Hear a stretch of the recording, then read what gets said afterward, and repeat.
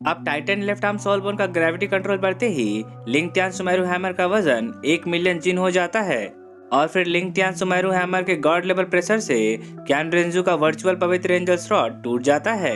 कुछ समय पहले जब तैंग सैन अपने ब्लू सिल्वर इंपरर के 3 साउंड रिंग्स को इस्तेमाल करके एंजल गॉड क्यान रेंजू से भिड़ा था, तब क्यान रेंजू ने अपनी स्पिरिचुअल पावर की मदद से इसी वर्चुअल पवित्र एंजल रॉड का निर्माण किया था, जिसे टकराकर तैंग सैन बहुत ही बुरी तरह से घायल हो गया था।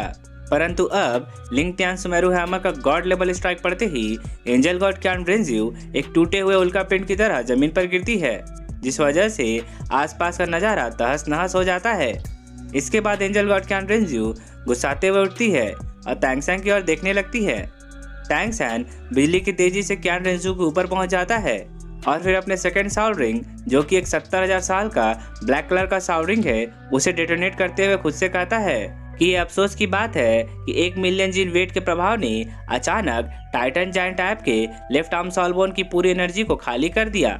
लेकिन सौभाग्य से एंजल गॉड क्यान रेंजू कुछ समय के लिए सप्रेस हो गई। अब एंजल गॉड क्यान रेंजू तैंग सैन में हुए इस बदलाव के बारे में सोचते हुए कहती है कि पिछली बार जब तैंग सैन ने 3 साउंड रिंग्स की पावर का इस्तेमाल किया था, तब वो मेरे पवित्र एंजल रॉड के एक ही स्ट्राइक से उड़ गया था।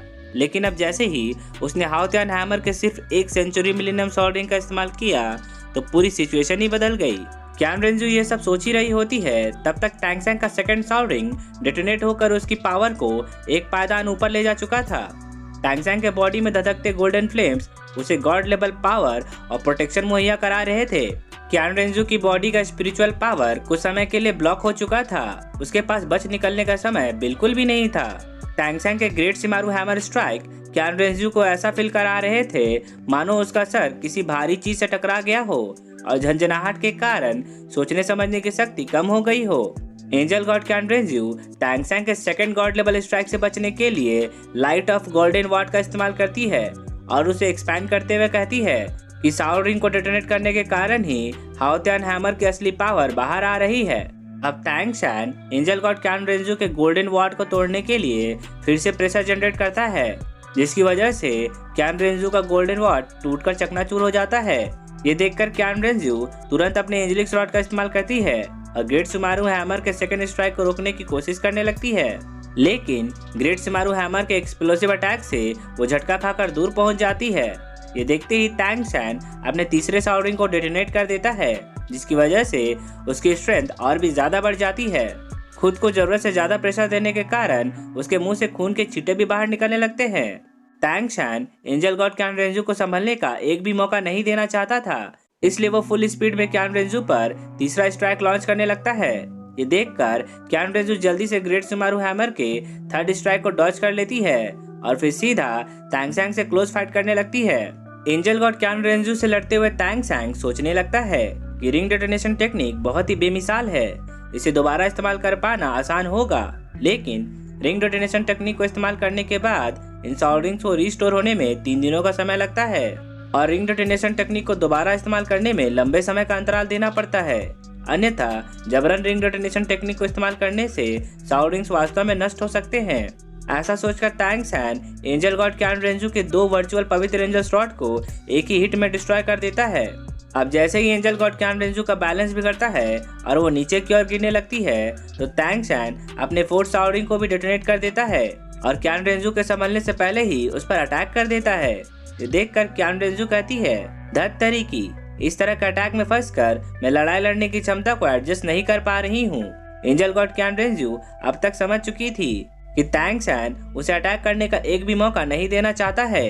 तैंग सैन का फोर्थ साउंड रिंग एक 55,000 साल के डार्क डेविल को टाइगर से मिला एक ब्लैक कलर का साउंड रिंग है। इस साउंड रिंग को डेटोनेट करने के कारण तैंग सैन का अटैक स्पीड लाइटिंग स्पीड में बदल जाता है और फिर तैंग सैन परछाई की तरह क्यान रेंजू पे चौतरफा अटैक लॉन्च करने लगता है।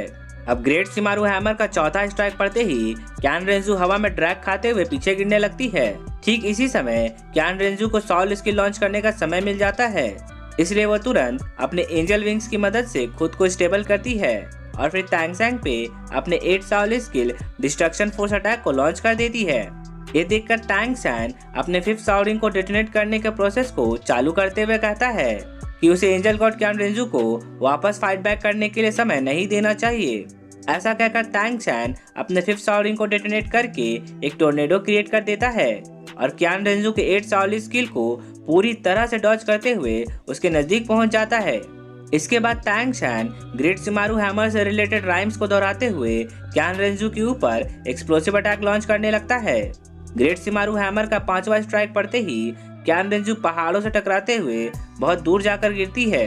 ग्रेट शिमारू हैमर के ये एक्सप्लोसिव अटैक्स इतने ज्यादा तेज थे कि आसपास के पहाड़ भी चटक कर टूट जा रहे थे।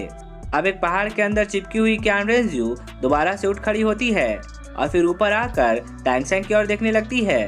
टैंग सैन पहले से ही अपने 6th शाओलिंग को डेटोनेट करने के लिए तैयार रहता है। एंजल गॉड क्यान रेंजू के ऊपर आते ही टैंग सैन अपने ग्रेट शिमारू हैमर के 6th स्ट्राइक को लॉन्च करने के लिए कूद पड़ता है।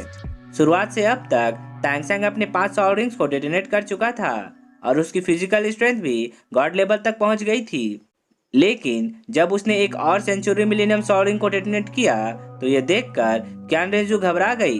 अब जैसे ही ग्रेट शिमारू हैमर का 6ठा स्ट्राइक क्यान रेंजू के ऊपर गिरता है तो एक एक्सप्लोसिव एनर्जी रिफ्लेक्ट होने लगती है। वास्तव में जब टैंग सैन का ग्रेट शिमारू हैमर 6वीं बार क्यान रेंजू के ऊपर गिरता है तो इसका अटैक फोर्स पहले से डबल हो जाता है। इस अटैक फोर्स को जल्दी क्यान रेंजू भाप लेती है और फिर किसी भी गंभीर चोट से बचने के लिए अपने God level ability angel domain को रिलीज कर देती है। एंजल डोमेन को रिलीज करके क्यान रेंजू अपने फादर क्यान जुनजी को याद करते हुए कहती है, फादर, अगर आज मैं एंजल गॉड नहीं होती तो शायद आज मेरी भी हालत आप जैसी हो जाती। क्यान रेंजू ये बात भली भांति समझ गई थी कि आखिर क्यों हाउ त्यान हैमर को दुनिया का नंबर 1 मास्टर सोल कहा जाता है। इस वक्त अगर क्यान रेंजू एंजल गॉड नहीं होती तो वो पक्का टैंग सैन के हाथों मारी जाती। अब एंजल डोमेन के रिलीज होते ही क्यान रेंजू एक गोल्डन एग शील्ड के अंदर पैक हो जाती है। एक असली गॉड लेवल डोमेन से टकराने के कारण टैंग सैन का ग्रेट शिमारू हैमर चटकने लगता है और उस पे दरारें पड़ने लगती है। इसके बाद जैसे ही क्यान रेंजू एंजल डोमेन के अंदर से अटैक लॉन्च करती है तो टैंग सैन का ग्रेट शिमारू हैमर टूटकर बिखर जाता है और इस गॉड लेवल धमाके के कारण टैंग सैन कई किलोमीटर दूर जाकर गिरता है। ग्रेट शिमारू हैमर टेक्निक को इस्तेमाल करने की वजह से टैंग सैन की बॉडी गॉड लेवल पे पहुंच चुकी थी। इसी वजह से इतने विशाल पहाड़ों से टकराने के बावजूद भी टैंग सैन को कोई भी गंभीर चोटें नहीं आई थी। अब टैंग सैन खुद को संभालते हुए कहता है कि आखिर क्यान रेंजू अपनी पूरी ताकत के साथ हमला कर रही है। पता नहीं मैं कब तक ह्यूमन और गॉड्स के बीच इस गैप को होल्ड कर पाऊंगा। क्यान रेंजू अपने एंजल डोमेन के प्रोटेक्शन में ऊपर उठते हुए कहती है, टैंग सैन, तुम वास्तव में एक सराहनीय प्रतिद्वंदी हो। आखिरकार तुमने मुझे मजबूर कर ही दिया कि मैं अपनी रक्षा के लिए गॉड लेवल एबिलिटी का इस्तेमाल करूं। लेकिन दुर्भाग्य से तुम इस लड़ाई को नहीं जीत पाओगे क्योंकि एंजल गॉड अजय है। गॉड्स को कभी हराया नहीं जा सकता है।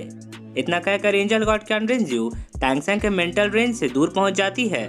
स्पिरिचुअल रेंज से दूर हटते ही टैंग सैन क्यान रेंजू के एग्जैक्ट पोजीशन को डिटेक्ट नहीं कर पाता है।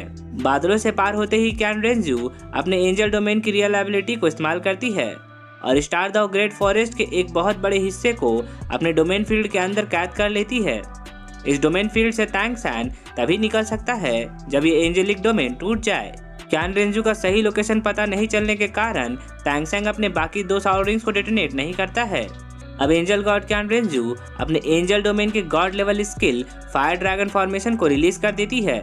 फॉर्मेशन के रिलीज होते ही एक बहुत बड़ा golden fire dragon angel domain से बाहर निकलता है और अपने साथ एंजेलिक डिवाइन पावर से मिक्स्ड बहुत सारे फायर ड्रैगन्स लेकर आता है। गोल्डन फायर ड्रैगन्स को देखते ही टैंग सैन समझ जाता है कि वो एंजल डोमेन के अंदर फंस चुका है और एंजल गॉड क्यान रेंजू उसे मारने का मन बना चुकी है। ऐसा सोचते ही टैंग सैन पहले फायर ड्रैगन पे अपने हाउ त्यान हैमर से जोरदार स्ट्राइक करता है और उस पहले फायर ड्रैगन को डिस्ट्रॉय कर देता है।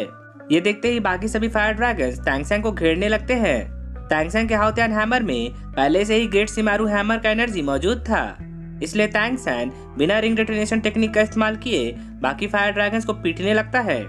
एंजल डोमेन के दबाव में फाइट करने के कारण टैंग सैन के अटैक्स कमजोर पड़ने लगते हैं और घायल होने के कारण उसके मुंह से खून भी निकलने लगता है। अब अपने अटैक्स को बेअसर होता देखकर Tang San random air hammering skill को एक्टिवेट कर देता है और फिर घोस्टली शैडो स्किल को मर्ज करके disorder splitting wind hammering dance attack को लॉन्च कर देता है। टैंग सैन अपने हर एक स्विंग के साथ एक फायर ड्रैगन से टकराता है शुरुआत के कुछ स्ट्राइक से किसी भी फायर ड्रैगन को कुछ नहीं होता है। ये देखकर टैंग सैन अपने 7वें साउरिंग को डेटोनेट कर देता है। 7th साउरिंग के डेटोनेट होते ही टैंग सैन की स्ट्रेंथ दोगुनी हो जाती है। इसके बाद टैंग सैन बाकी फायर ड्रैगन्स के बीच जंप करते हुए कहता है कि हाओतियान हैमर में सिर्फ एक आखिरी साउरिंग बाकी है, मुझे कैसे भी करके एंजल डोमेन के नजदीक पहुंचना होगा। ऐसा सोचकर टैंग सैन एक एक करके सभी फायर ड्रैगन्स को डिस्ट्रॉय करने लगता है।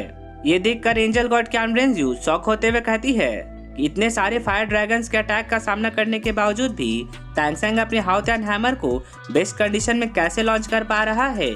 टैंग सैन के पास अभी भी एक साउरिंग बाकी है और वो लगातार अपने रैंडम एयर हैमरिंग स्किल को इस्तेमाल करता जा रहा है।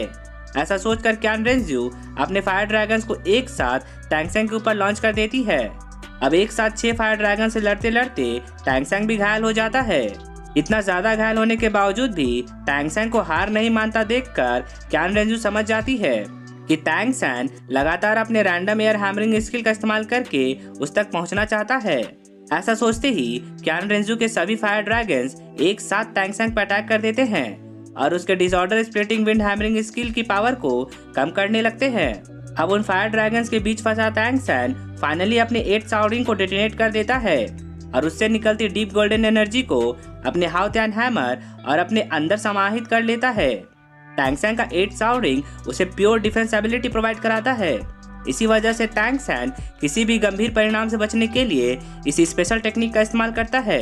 अब जैसे ही टैंग सैन अपने 81st एयर हैमरिंग स्किल को लॉन्च करके एंजल डोमेन पर स्ट्राइक करता है, वैसे ही सारे फायर ड्रैगन्स डिस्ट्रॉय हो जाते हैं और फिर कैन रेंजू का एंजल डोमेन भी टूट जाता है।